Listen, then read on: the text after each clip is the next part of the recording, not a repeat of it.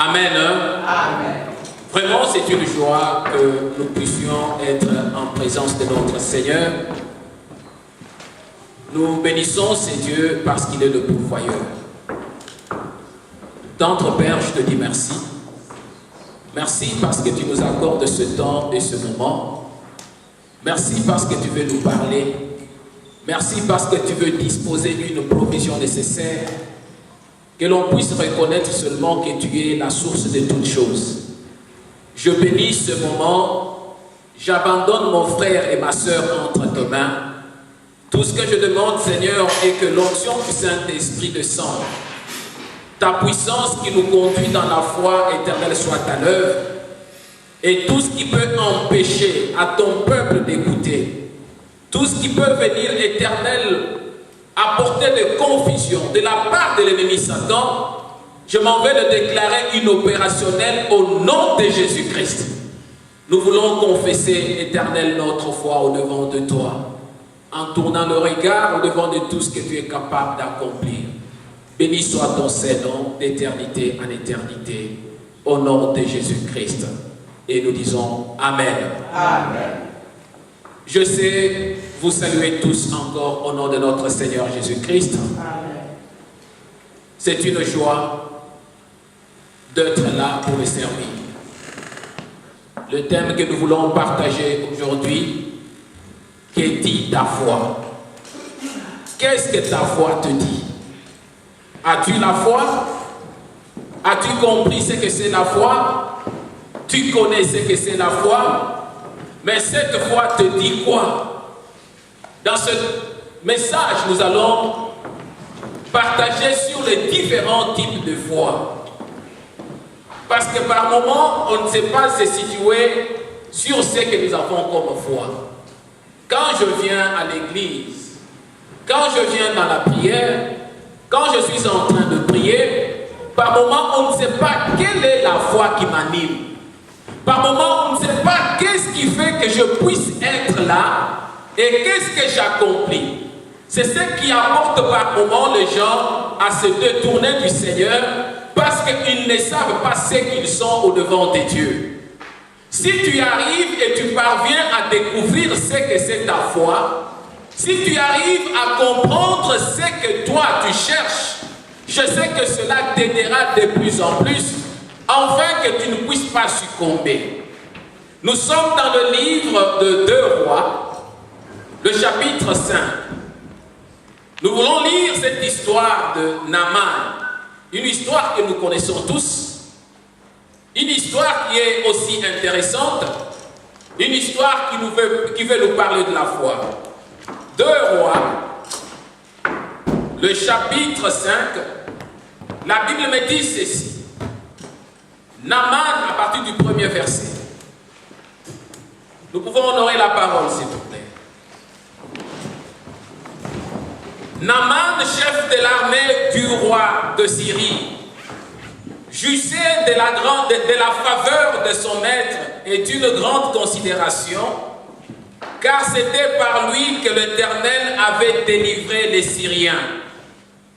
Mais cet homme fort et vaillant était lépreux. Or, les Syriens étaient sortis par troupes et ils avaient emmené captive une petite fille du pays d'Israël qui était au service de la femme de Naaman.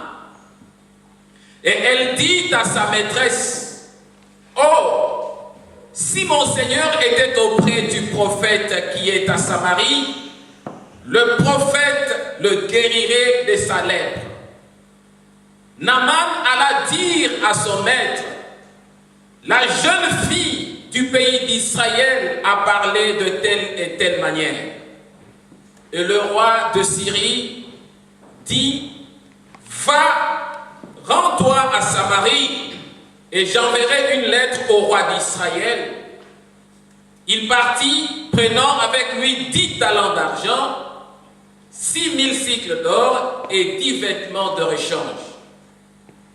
Il porta au roi d'Israël la lettre où il était dit, « Maintenant, quand cette lettre te sera parvenue, tu sauras que je t'envoie Naaman, mon serviteur, afin que tu le guérisses de sa lèpre. Après avoir lu la lettre, le roi d'Israël déchira ses vêtements et dit, suis-je Dieu pour faire mourir ou pour faire vivre, pour qu'il s'adresse à moi afin que je guérisse un homme de sa lèpre? Sachez donc et comprenez qu'il cherche une occasion de dispute avec moi. Lorsque Élisée, l'homme de Dieu, apprit que le roi d'Israël avait déchiré ses vêtements, il envoya dire au roi, « Pourquoi as-tu déchiré les vêtements?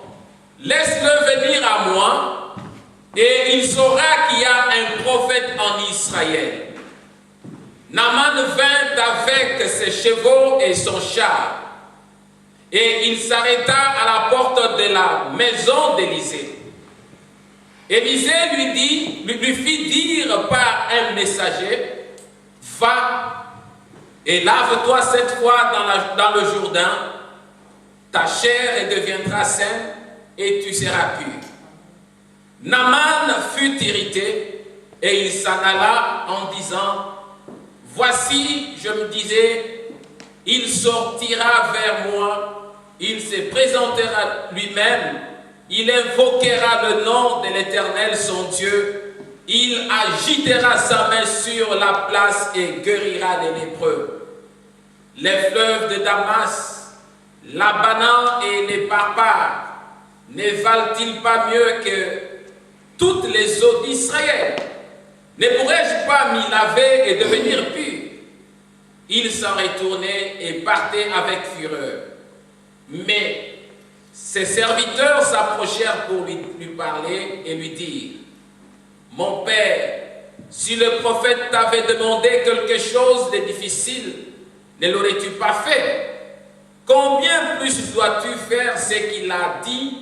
Lave-toi et tu seras pur. » Parole du Seigneur. Amen. Nous pouvons prendre place.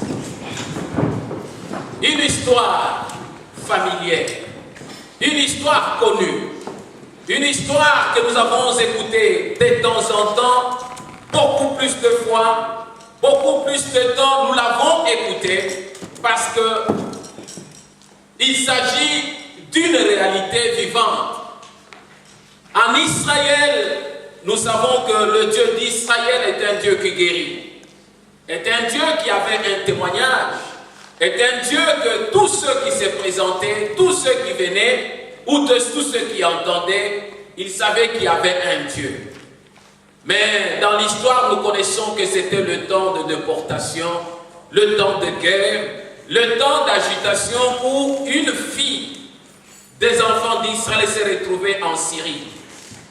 Et lorsque la fille se retrouve, elle rend témoignage. L'importance de nous chrétiens, de reconnaître que le témoignage est une preuve de communication de foi. Nous avons beaucoup de choses que nous pouvons communiquer dans nos milieux. La Syrie était considérée comme une nation païenne. Elle ne pouvait pas être comparée aux enfants d'Israël. Mais cette fille se retrouve au milieu d'un peuple qui ne connaissait pas le vrai Dieu d'Israël. Un peuple qui servait autre Dieu que le Dieu d'Israël. Mais parce qu'elle a un témoignage au-dedans d'elle, elle regarde son maître qui était malade, il était lépreux, nous dit la Bible. Mais cet homme ne pouvait pas être heureux, bien qu'il avait des richesses, bien qu'il avait beaucoup plus de faveur au-devant du roi de Syrie, bien qu'il avait toute cette connotation en tant qu'autorité, mais il y avait un problème qui le rendait au moins décourageant. C'est comme toi, c'est comme moi, c'est comme toute autre personne qui peut être heureux d'un côté et malheureux de l'autre, qui peut être dans la joie d'un côté et à un certain moment une situation de douleur le frappe. C'est normal dans la vie d'une personne qu'il y ait le positif et le négatif de la vie. Mais lorsqu'il y a le positif et le négatif de la vie, nous devons savoir comment nous pouvons nous y prendre. Cette fille, elle n'était qu'une simple fille, une fillette qui pouvait vivre mieux dans son pays, dans sa contrée, qui pouvait être heureuse en étant en Israël. Mais voilà que les circonstances ont fait qu'elle se retrouve comme une bonne, celle qu'on appelle esclave, une servante de la femme de Naaman. Elle était là, son travail était d'aller peut-être nettoyer les douches, peut-être d'aller puiser de l'eau, peut-être d'aller nourrir, de dresser la table, de nettoyer les habits. Elle n'avait pas une considération, la fillette. Elle était bonne à rien, selon ce qu'eux-mêmes pouvaient considérer. Mais cette fille avait un témoignage. Le témoignage qui est un élément très important pour la vie d'un chrétien. Nous nous disons chrétiens, nous ne pouvons pas être chrétiens sans témoignage. Bien qu'elle était esclave, une bonne, elle pouvait faire n'importe quel travail dans la maison, mais au-dedans d'elle, il y avait une parole qui pouvait délivrer. En elle, il y avait une puissance qui pouvait changer les circonstances. En elle, il y avait une puissance. La puissance du témoignage. Parce qu'elle savait qu'il y a un Dieu en Israël. Elle savait que même quand je suis ici, en train de faire n'importe quel travail, il y a un Dieu que je peux rendre témoignage. Un Dieu qui est capable de changer les circonstances. Ce n'est pas parce que je suis esclave dans cette maison que mon Dieu n'existe pas. Bien que je puisse être dans des difficultés, mais je sais qu'il y a un Dieu qui existe. Quelqu'un peut dire Amen. Amen. Par moments, nous aussi, nous sommes venus de quelque part. De là où nous sommes venus avec un témoignage de Dieu. Mais dans le milieu où nous nous situons, nous commençons à taire le témoignage de Dieu. Pourquoi? Parce que nous nous trouvons peut-être sous une domination d'une certaine catégorie de gens et nous devons fermer notre bouche. Nous avons honte de rendre témoignage. Elle a vu que le maître qui était dans la maison était en train de souffrir. Premier type de la foi du témoignage. La foi du témoignage. Elle pouvait savoir que non, il y a une solution, il y a un résultat. Quand on s'approche au-devant du Seigneur. Et elle dit à la maîtresse pour dire ceci. Si mon maître était en Israël, tel que je vois sa santé, tel que je vois sa situation, tel que je vois qu'il n'est pas heureux à cause de la maladie, je pense qu'il pouvait être guéri. Mais parce qu'il est ici, il n'y a pas un Dieu. Ici, il n'y a personne qui peut lui accorder cette faveur. Mais la femme a écouté, elle a dit non, ça c'est un bon témoignage. C'est ça l'importance du témoignage. As-tu déjà donné témoignage à quelqu'un sur le merveille, sur le bienfait, sur la grandeur, la bonté de Dieu dans ta vie, sur ce que Dieu a pu accomplir dans ta vie à un certain moment? Là où tu peux tourner le regard, dire qu'au-devant de cette situation, mon frère, ma soeur, tu trouves une personne qui est dans la souffrance. Une souffrance qui est atroce. Peut-être la souffrance est en train d'amener la personne à perdre sa vie. La personne peut marcher, tu vois qu'elle est en train de souffrir au-dedans d'elle. Et toi, tu as un témoignage. As-tu déjà témoigné qu'il y a un Dieu? Si toi, tu étais au-devant du Seigneur, si toi, tu pouvais t'approcher du Seigneur, ton problème pouvait trouver solution. Voilà que la fille qui rend témoignage, elle-même, elle n'a pas trouvé solution à tous ses problèmes. Elle est esclave. Elle est une bonne. Elle est une travailleuse. Elle est là pour des courses inutiles dans la maison de son maître. Mais elle est en train de rendre témoignage. La plupart des enfants de chrétiens, dirais-je, attendent de rendre témoignage que si seulement leur vie est parfaite, que si seulement tout va réussir, que si seulement ce qui est dans la pensée puisse réussir. Mais pour ce que Dieu a déjà fait, bien que toi tu n'es pas dans la totalité de l'accomplissement de tes promesses, par moments on a difficile à témoigner Dieu. Si on veut passer le micro ici pour dire qui a un témoignage à rendre devant des dieux, vous verrez que même une personne qui a vécu la main de Dieu hier soir, voire même ce matin, elle aura difficile à se tenir debout témoigner Dieu. Le témoignage. Le témoignage est une force, le témoignage est une puissance qui est en train d'alimenter la foi. La Bible me dit dans l'évangile de Jean que heureux ceux qui croient sans avoir vu. Voilà que la maman qui était à la maison, la femme de Naaman, n'avait pas vu le prophète en Israël, ne connaissait rien du prophète en Israël. Mais cette femme, à cause du témoignage, elle a cru aux paroles qui venaient de la part de cette fille. Elle est allée dire à son mari, et le mari aussi est allé juste à cause de la pression de son épouse. Parce que quand on regarde la situation, on comprendra que l'homme n'avait même pas la foi. Tout ce qu'il a fait, c'est quoi? C'est parce que la femme est venue lui dire, regarde ton problème, regarde ta situation. Bien que la Bible ne nous dit pas combien de fois la femme a pu insister. Regarde comment tu vis, tu as l'argent, tu es considéré, tu es une autorité. Mais ta situation est dégradante.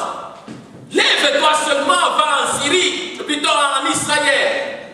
Mais l'homme, comme il était une autorité, il est allé auprès du roi de Syrie pour dire, ma femme vient me dire qu'il y a quelqu'un en Israël. Et le roi pouvait lui poser la question, comment tu as su qu'il y a un homme en Israël? Il y a une servante à la maison qui m'a dit. On m'a dit. Et parce qu'on m'a dit, ainsi je viens auprès de toi, je veux avoir au moins un temps libre que je puisse aller en Israël. Regardons cela, le roi dit non. Confusion auprès du roi. Au lieu d'adresser la lettre auprès du prophète dont on a parlé, le roi va prendre une lettre, il va écrire. Il écrit la lettre au roi d'Israël. Le roi d'Israël n'avait rien à faire dans cette histoire. Le roi d'Israël n'était pas un prophète pour donner la guérison. Le roi d'Israël n'avait aucune puissance pour amener de remède. Il écrit la lettre au roi d'Israël, je t'envoie mon chef de l'armée et tu dois le guérir. C'était scandaleux. Parce que quand il regarde, il dit, comment on peut m'envoyer quelqu'un pour guérir? Comment moi je peux guérir? Qui suis-je pour guérir? Est-ce que ai-je la possibilité de guérir quelqu'un? Il se trouve dans une impossibilité. Ainsi, cette situation le rend nerveux, ça lui apporte de stress. Il se souvient que voilà les gens de Syrie, ce sont, venaient à peine de dominer sur nous. Il y a des gens qui ont pris en esclavagisme dans leur pays. Quand ils nous ont attaqués la dernière fois, ils ont dominé, ils ont pris des gens, ils les ont amenés avec eux. Et ces gens-là sont esclaves. Ces gens-là sont dans la domination chez eux. Il m'envoie encore cette lettre. C'est une provocation. Si je ne saurais pas guérir son chef de l'armée, c'est-à-dire que c'est une occasion de combat. Bien-aimé, il y a des choses dans la vie qui sont des choses provocantes de notre foi, qui sont des choses troublantes de notre vie. Quand tu les entends, tu te poses la question, comment puis-je faire et comment puis-je m'en sortir? Le comment et le pourquoi de la vie. Le roi d'Israël est étonné. Là, nous comprenons, c'est ce que nous disons, la foi du témoignage. Lisons quelque chose. 1 Pierre, le chapitre 1er. Si nous prenons le verset 8, c'est là où nous allons comprendre quelque chose encore, mes bien-aimés. Dieu a besoin que l'on rende témoignage. L'on rende témoignage de quoi? De ce que nous vivons, de ce que nous avons expérimenté avec lui, de ce qui nous amène au-devant de lui, afin de rendre témoignage de ce que lui est capable de faire. La Bible nous dit, 1 Pierre 1, 8, vous l'aimez sans l'avoir vu, vous croyez en lui sans le voir encore, vous réjouissant d'une joie merveilleuse et glorieuse. Nous croyons à un Dieu qu'on n'a pas encore vu. Nous nous approchons de ce Dieu. Nous sommes en train de lui croire. Et nous n'avons jamais vu Dieu. Mais parce qu'eux n'ont pas vu Dieu, ils ont seulement entendu parler de Dieu. ça produit ce que nous avons appelé ici la foi du témoignage. C'est une foi qui a permis que nous, tels que nous sommes, nous puissions devenir le chrétien. Si je suis chrétien aujourd'hui, je n'ai jamais vu Dieu. Et la Bible me dit, personne ne peut voir Dieu. Si toi tu t'es dit chrétienne aujourd'hui, c'est parce que tu y as entendu parler. Tu n'as pas vu. Tu as écouté. Et ce témoignage t'a poussé à devenir chrétien. À savoir témoigner de ce que Dieu est capable d'accomplir dans ta vie. Quelqu'un peut dire Amen. Amen. La foi du témoignage. Y a-t-il quelque chose qui peut motiver ta foi? Y a-t-il quelque chose qui peut t'amener à croire, à comprendre? Parce qu'il y a des gens qui croient sans avoir vu. C'est ce qui fait la folie d'un chrétien. C'est ce qui fait la fierté d'un chrétien. Je ne dois pas attendre seulement de voir. Jésus apparaît au-devant de Thomas et les autres. Bien que Thomas a dit, moi pour croire il faut que je voie le plaie, que j'enfonce mes doigts dans le plaie, là où il y avait des marques de clous. Mais lorsque le Seigneur apparaît, il regarde Thomas, il lui dit, Thomas, je suis là, viens maintenant enfoncer ton doigt. Thomas n'a pas su mettre le doigt dans le plaie. La foi, quand tu es en train de croire, au-devant de ta situation, au-devant de ton problème, au-devant de ce qui fait handicap, peut-être tu es comme ce capitaine, ce chef de l'armée, tu es comme Naaman, au-devant d'une situation qui est en train d'outrager ta vie, une situation qui est en train de détériorer ta vie. Lorsque tu te regardes toi-même, as-tu appris qu'il y a un Dieu qui guérit?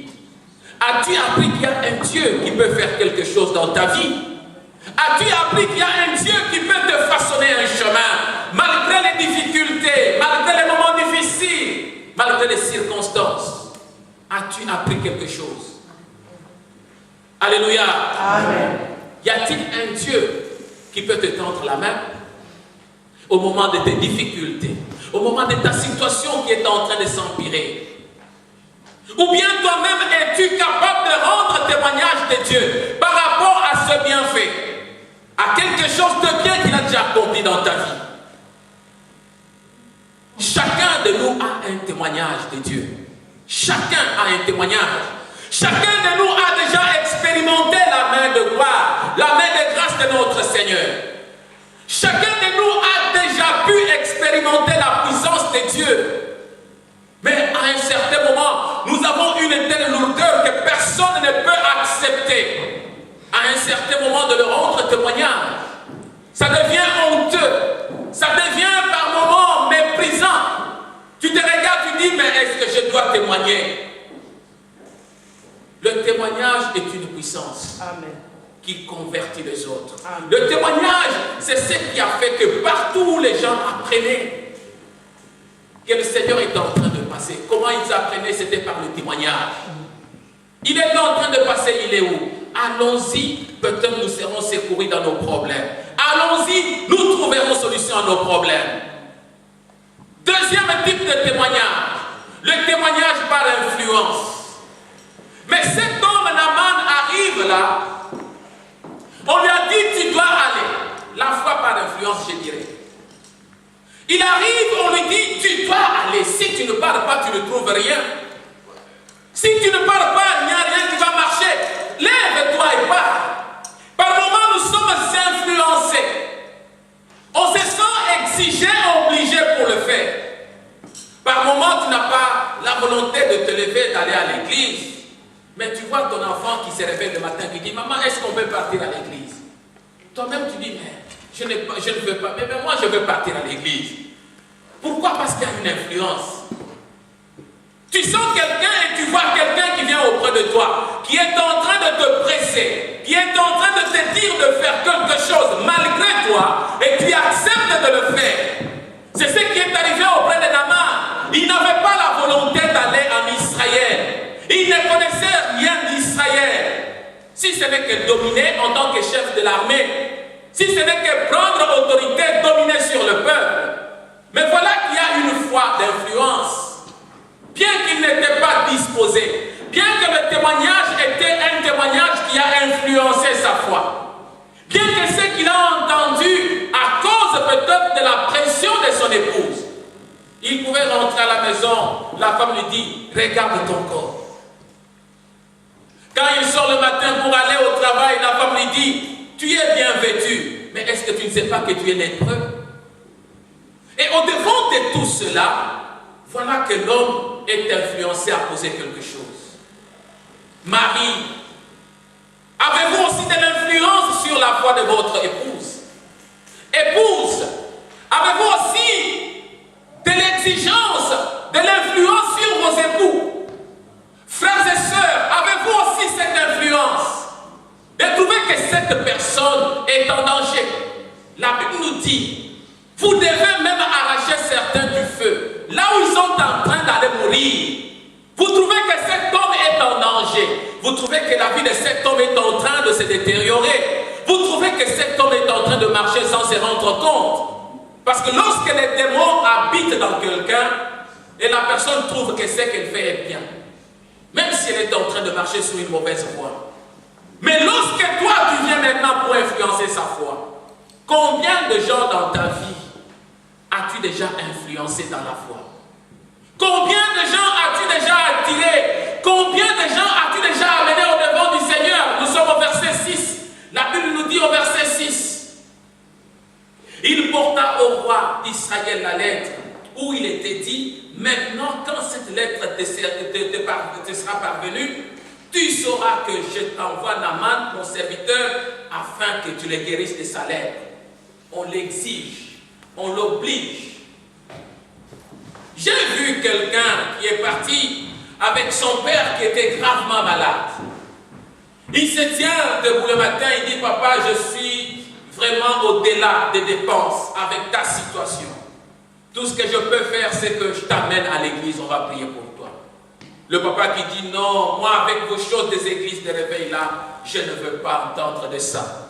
On dit, papa, là la situation est en train de s'aggraver, tu vas à l'hôpital, on ne trouve pas la maladie. On a fait toutes sortes d'examens, on a dépensé l'argent jusqu'à présent, il n'y a pas de résultat. Mais si nous allons auprès du Seigneur, si nous allons prier le Seigneur, peut-être Dieu pourra-t-il faire quelque chose. Ah, le papa n'était pas vraiment convaincu. Mais voilà que son fils est venu, il a pris papa. Nous allons à l'église. Arrivé à l'église, on a prié. On a prié. Le Seigneur s'est glorifié d'une manière ou d'une autre. Mais le Seigneur a dit, et le pasteur a dit, rentrez à l'hôpital. Allez-y à l'hôpital, qu'on puisse l'examiner. Le papa rentre à l'hôpital. On examine, on découvre la maladie qui était dans le papa. On trouve la situation qui était dégradante dans le corps du papa. Et là, le papa s'est dit, mais les résultats que j'ai, ce sont des résultats d'il y a 3 jours. Et avant ces résultats-là, je suis passé à plusieurs reprises dans le même hôpital, le même laboratoire. On n'avait jamais découvert la maladie qui était en moi. Mais après la prière, le Seigneur a permis que ce qui était voilé puisse être dévoilé. Quelqu'un peut dire Amen. Par moment, tu vas dans une place où, chaque moment quand tu vas, tu sais que la réponse sera négative. Peut-être dans ton mariage, à chaque problème, quand tu l'abordes, tu sais que la réponse sera négative. Dans ta vie de chaque jour, quand tu abordes une situation, tu sais que ça sera toujours la réponse négative. Mais à un certain moment, la foi de l'influence. Y a-t-il quelqu'un qui peut t'influencer dans la foi? Qui te regarde, qui dit non, tu es en train de mourir, mais tu es conscient. Avec conscience, tu es en train de partir. Tu es en train de mourir sans te rendre compte. Marc le chapitre 2. Si nous allons dans Marc le chapitre 2, à partir du premier verset, nous trouvons cette histoire d'un homme paralytique. Cet homme était paralytique. Il n'avait pas la possibilité de se déplacer. Mais voilà qu'il y a ces 4 frères qui viennent auprès de lui, qui viennent le prendre sur les lits. Et on l'amène parce qu'il était dans une situation difficile et compliquée. La Bible me dit, quelques jours après, Jésus revint de Capernaum. On a appris qu'il était à la maison et il s'assembla un si grand nombre de personnes que l'espace devant la porte ne pouvait plus contenir. Il leur annonçait la parole. Des gens vinrent à lui, amenant un paralytique porté par 4 hommes. 4 hommes sont venus, comme le témoignage de papa que je venais de donner. Ils ont trouvé que non, leur frère, parce qu'on ne dit pas que c'était leur frère dans le sang, mais les 4 hommes sont venus. Ça peut être les gens de la rue qui ont compati avec la maladie de cet homme, qui ont entendu par le témoignage que Jésus est à Capernaum. Il revient de Capernaum. Il est dans une maison quelque part. Ils sont venus pour lui dire non, tu ne peux pas rester à la maison. Mais celui qui guérit là est là. Nous voulons partir avec toi. La Bible ne nous fait voir même pas la volonté de cet homme, c'est-à-dire cet homme n'avait même pas la foi. Cet homme n'avait même pas une position d'aller vers Jésus. Il n'a même pas voulu exprimer le sentiment d'aller voir Jésus là où il était dans la maison. Il a trouvé que le parallélisme qu'il était, plutôt la situation de paralysie qu'il était, il a trouvé que ça devenait une situation normale. Laisse-moi me coucher, me réveiller. Je sais que c'est déjà fini pour moi. Je sais que rien ne va encore aller de l'avant. Je sais que tout est consommé. Je sais qu'il n'y a personne qui peut me guérir de ça. Je suis allé voir le médecin. Ils m'ont dit que non, avec cette paralysie, nous ne pouvons rien faire. Peut-être tu as une paralysie. Un problème que tu as trouvé. Le médecin t'a dit non, il n'y a rien. Il n'y a rien encore à faire. Tu as peut-être une situation à laquelle, quand tu l'abordes, tu dis non, maintenant, je suis au bout des souffles. Je ne peux rien. Mais n'y a-t-il pas les 4 personnes qui peuvent venir te soutenir? N'y a-t-il pas quelqu'un qui peut venir pour te porter sur les lits, t'aider à aller vers Jésus? Et la Bible me dit, lorsqu'ils sont arrivés dans la maison, il n'y avait pas de la place au devant de la porte. Comment accéder auprès du Seigneur? Comment parvenir là où le Seigneur se trouve? Et voilà qu'ils ont eu l'inspiration. Ils se sont levés. Ils sont allés jusqu'à la toiture. Ils ont ouvert la toiture pour prendre le lit du malade. Faire descendre le lit du malade. Quand nous arrivons au verset 5, la Bible nous dit, Jésus voyant leur foi, il n'a pas vu la foi de celui qui est malade. Il a vu la foi de ceux qui ont amené le malade. Parce qu'ils se sont tracassés, ils ont dit, mais là nous n'avons pas de solution. Que faire? Et que pouvait dire le propriétaire de la maison, qui regarde sa maison, on ouvre la toiture pour faire descendre un malade. Quel type de risque ces hommes ont pris juste pour sauver une personne? Es-tu aussi de ceux-là qui peuvent prendre ce risque? Tu regardes ton frère, ta soeur, qui est malade, qui est dans une situation donnée, qui a un problème qui le tourmente jour et nuit. Tu viens seulement, tu dis non, là qu'est-ce qu'il faut? Il faut que l'on puisse te porter sur le lit pour t'amener vers la guérison, vers la solution. Y a-t-il une situation comme ça que tu peux aussi poser? Y a-t-il une solution comme ça que tu peux amener auprès de ton frère? Mais aujourd'hui, les chrétiens, par témoignage que nous sommes devenus des chrétiens timides. Des chrétiens qui n'ont pas le courage de parler même de Jésus. Il y a du mal. Les gens ont des paroles lourdes pour se parler entre eux. Même ceux qui fréquentent une même église. Même tels que nous sommes là. Vous trouverez les gens qui ont une facilité de parler de musique. Qui ont une facilité de parler de sport. Mais parler de Jésus. Rendre témoignage de Jésus. Se réconforter dans le Seigneur pour la parole du Seigneur. Ça devient rare. Ça devient rare. Jusqu'à tel point que quand on dit, il y a même l'étude biblique, il y a partage biblique, les gens ne trouvent pas de l'intérêt. Ici nous trouvons ce que nous avons appelé la foi par influence. Et cette foi par influence, à un certain moment, elle ne produit pas lorsque toi, parce que toi tu n'as pas voulu avoir la considération de ceux-là qui viennent t'amener au devant du Seigneur. Quelqu'un qui vient, qui te dit, mon bien-aimé, nous allons, toi tu refuses catégoriquement. Moi non, à l'église, ah non, moi je ne dois pas encore aller à l'église. Ah moi c'est si prier, non, Dieu m'a déçu. Peut-être tu dis ça, Dieu ne m'a jamais déçu. Et Dieu ne décevra n'arrêtera jamais. J'aimerais que tu puisses avoir cette foi d'exigence, cette foi d'influence. Tu peux influencer quelqu'un, mon bien-aimé, ma bien-aimée. Tu peux influencer quelqu'un d'aller vers le Seigneur.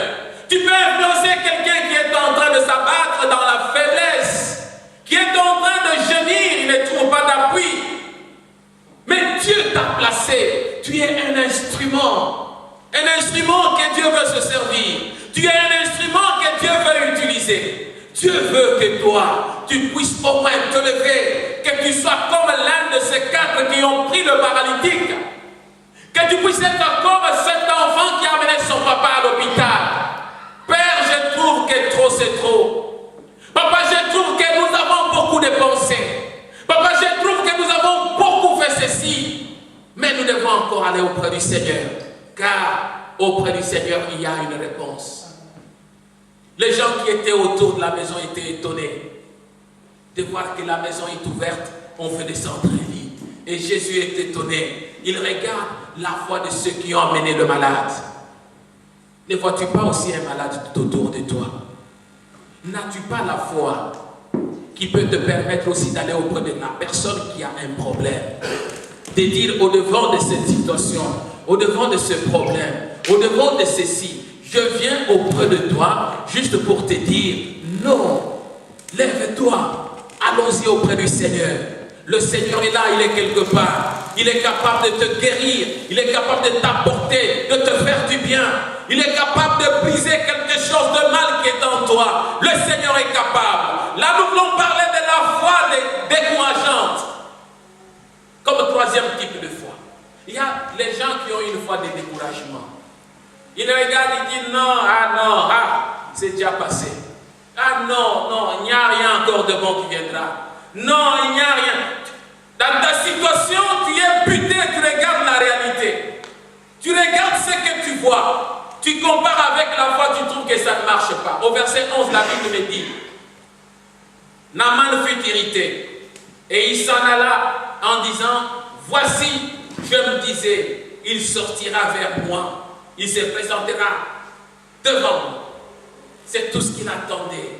Il se voit déjà dans le découragement. Comme il n'est pas venu auprès de moi. Ah, comme le pasteur n'a pas prié pour moi. Oh, comme l'homme de Dieu n'a pas fait ceci. Non, ce n'est pas ça qui compte. La foi, c'est une folie. Et dans la foi, il faut prendre l'orateur, le saisir sur ses paroles. Quand quelqu'un dit, je crois avoir donné un exemple ici autrefois, un enseignant qui était là en train de donner cours, dans l'école de dimanche, non, c'était dans l'école de dimanche, il sort sa montre, une belle montre. Il dit, qui veut prendre la montre?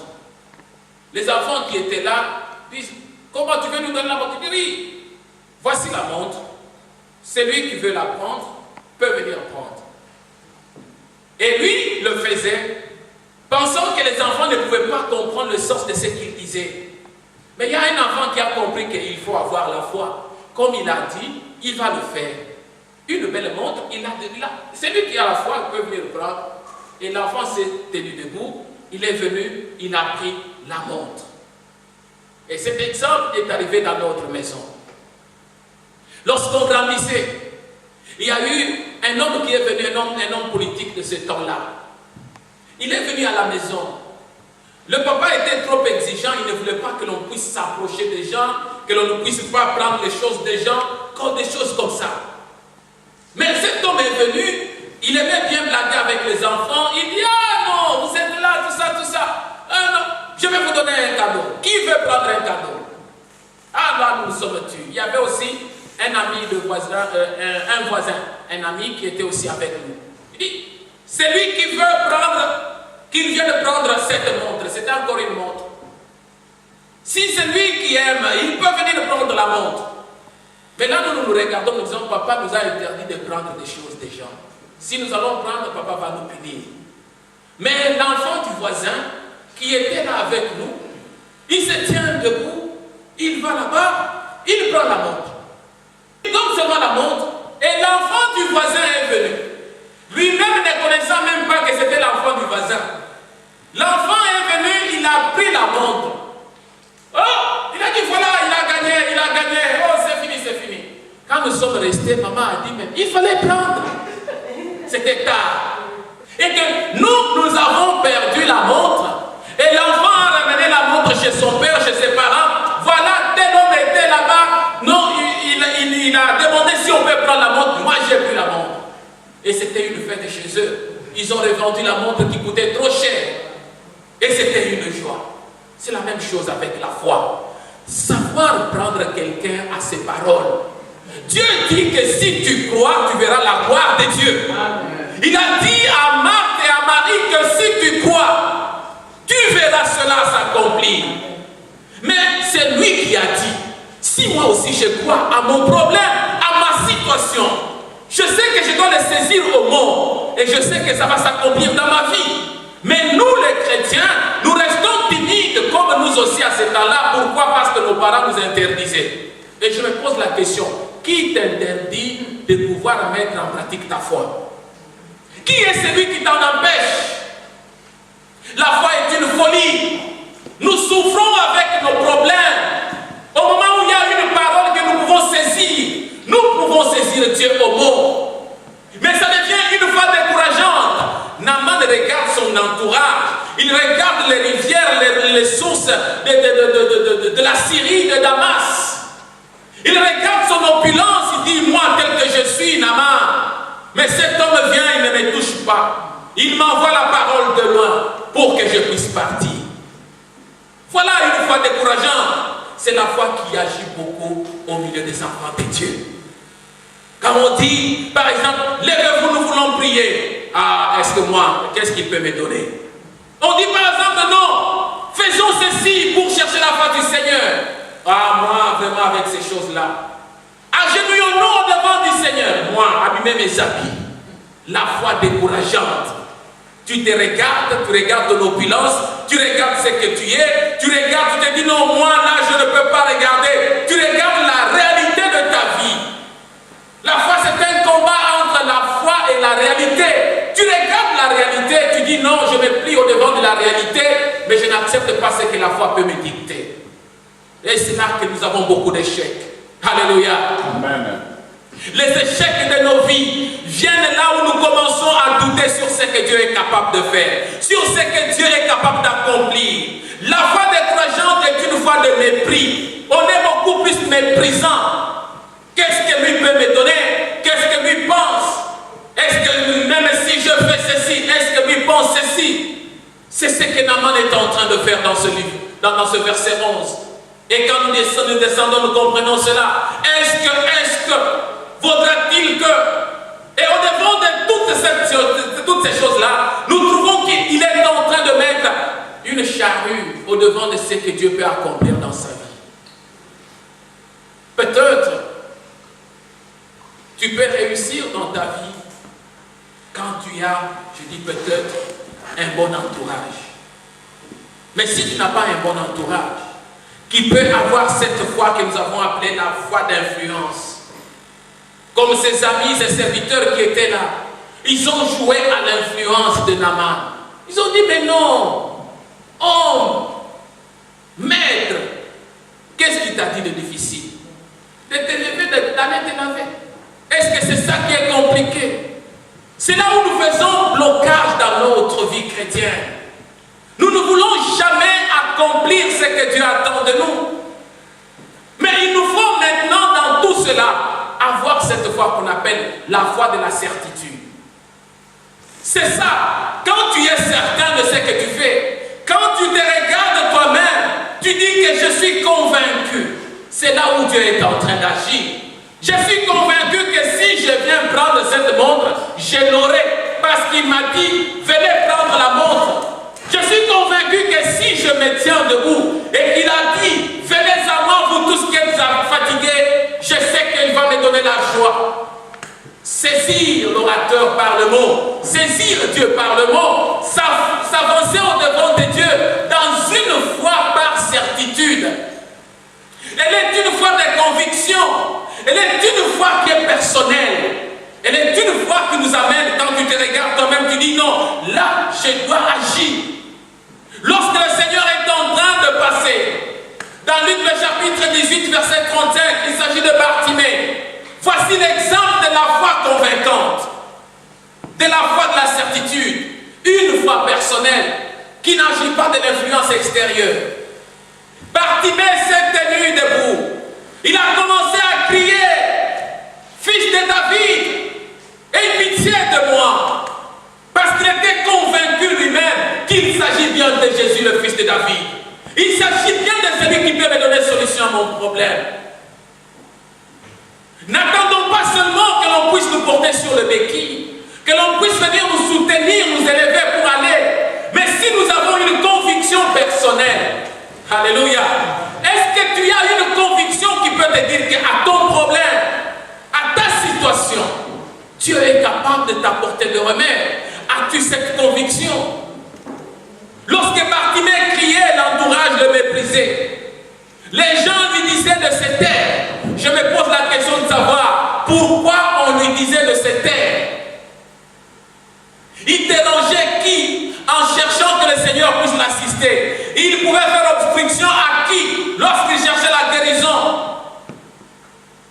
L'entourage qui est autour de toi, le milieu que tu fréquentes, la vie que tu es en train de traverser. Est-ce que c'est cela qui t'empêche d'aller vers le Seigneur? La foi de la certitude. C'est celle qui est privilégiée. C'est celle qui peut nous amener que quand moi personnellement, je crois déjà qu'il est là. Parce que j'ai reçu le témoignage qu'il est celui qui guérit. Comme Bartimée, j'ai entendu parler. J'ai reçu le témoignage que c'est celui-là qui guérit. C'est celui-là qui est capable de donner la vue aux aveugles. Et ainsi je dois crier auprès de lui. Je suis convaincu personnellement. As-tu la conviction, mon bien-aimé, quand tu viens au-devant du Seigneur? Est-ce que tu sais que quand tu viens avec ton problème, Dieu est capable de te donner une solution? La foi est une folie. Hébreux 11 nous définit la foi. La foi, c'est quelque chose. Elle est plus simple que ce que l'on peut penser. Elle n'est pas compliquée. C'est juste quelque chose qui peut faire le tic et la réponse donne tac et nous avons la solution. Mais nous avons difficile à appliquer notre foi. Nous avons difficile à mettre cette foi en pratique pour permettre l'action que Dieu veut. Et ce qui nous empêche beaucoup plus de mettre la foi en pratique, c'est notre entourage. Quand nous lisons 2 Corinthiens le chapitre 6, nous comprendrons à partir du verset 14, la Bible nous dit de nous séparer. Donc, quelle est la relation qui peut être entre toi et le païen, entre toi et ceux qui connaissent le Seigneur, entre toi, entre Bélial et... Le Seigneur nous pose cette question. Quelle relation y a-t-il? Parce que là, nous voyons, il y a certaines choses, il y a certains entourages qui nous découragent d'aller auprès du Seigneur, d'accomplir le vœu de notre cœur. À un certain moment, toi-même tu te sens que tu as besoin de la prière. Mais quand tu regardes ton entourage, tu trouves que non, si je parle de la prière ici, non, j'aurai honte. Laisse-moi faire autre chose que ce que je peux dire. Tu te regardes toi-même, tu te dis, mais là, qu'est-ce que je peux faire encore de mieux? Si ce n'est que me taire. Et lorsqu'on commence à se taire, on est en train de perdre notre foi. Dieu ne pourra pas agir dans notre vie.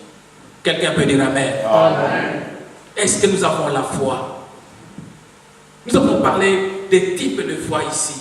La foi du témoignage. As-tu un témoignage qui peut motiver encore ta conviction? Nous avons parlé de la foi, de l'influence. Est-ce qu'il y a-t-il des gens qui influencent ta foi? Nous avons parlé de la foi décourageante. Là où tu te regardes toi-même, tu vois que non, dans l'opulence, c'est que tu es venu, tu es devenu, c'est que tu es maintenant, tu trouves que non, personne ne peut encore s'approcher de toi. Nous avons parlé de la foi de la certitude, qui est une foi convaincante. Est-ce que partant de cette foi, peux-tu encore tourner le regard au devant du Seigneur pour permettre que le Seigneur fasse quelque chose dans ta vie? Mon bien-aimé, chacun de nous a un problème. Comme Naaman pouvait en avoir. Comme cette fille qui est venue auprès de la femme de Naaman pouvait aussi en avoir. Elle avait aussi ses problèmes. Elle avait aussi ses situations. Mais au-devant de tout cela, elle avait seulement besoin du soutien. Et lorsqu'elle a tourné le regard, elle a compris que non, là il y a une possibilité de trouver solution. Comment est ta foi? Que dis-tu toi-même de ta foi? C'est une foi décourageante quand tu te regardes? Est-ce que c'est une foi du témoignage? Parce que tu as entendu parler que Dieu guérit, que tu peux aussi t'approcher pour être guéri. Est-ce que c'est une foi qui est une foi d'influence? Tu te sens que non, pour faire quelque chose, il faut toujours que tu sois influencé.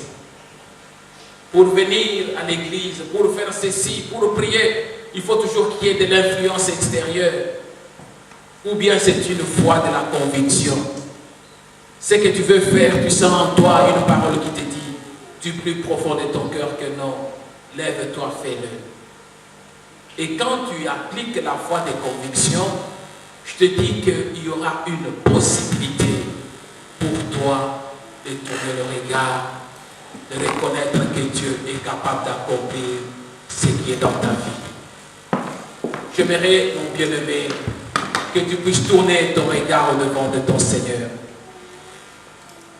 De quel type de foi as-tu? Tu es en train de te décourager parce que ça n'a pas été. Tu es en train de te poser des questions. Pourquoi tu viens à l'église? Tu te poses des questions pourquoi même tu sers le Seigneur. Es-tu convaincu que tu le sers parce que tu le connais et que tu as un vrai témoignage de sa gloire, de sa grandeur? Et cela te permettrait, mon bien-aimé, de pouvoir réaliser que le Dieu puissant est capable de t'apporter de remède.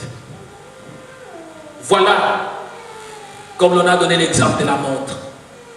Une montre est là, au devant de nous tous. Qui peut en saisir? Qui peut en prendre pour en faire la sienne? Cette montre, c'est ton problème. C'est la situation que tu traverses. C'est ce que tu es en train de vivre. Pourquoi ne peux-tu pas te lever maintenant dans la foi?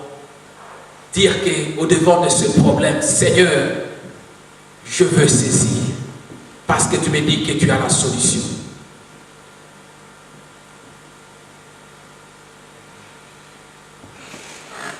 Regarde ton problème. Tu attends que quelqu'un vienne te porter. Ou bien toi-même tu es convaincu que Dieu est capable d'agir. Regarde ta situation. Penses-tu qu'il y a une possibilité de t'en sortir? S'il y a une possibilité, j'aimerais t'amener à cette voie de conviction. La voie de Bartimée. Enfin que tu cries. Lorsque tu cries, ne tiens pas compte de ce qui t'empêche. Sors du milieu de ce qui t'empêche. As-tu un entourage qui te fortifie, qui t'amène à pouvoir contempler, à pouvoir persévérer? Comme l'entourage de Naaman qui lui a dit, que t'a-t-il demandé de difficile, si ce n'est que te lever, aller te laver. Lorsqu'il s'est levé, il est parti se laver, il a trouvé la solution à son problème.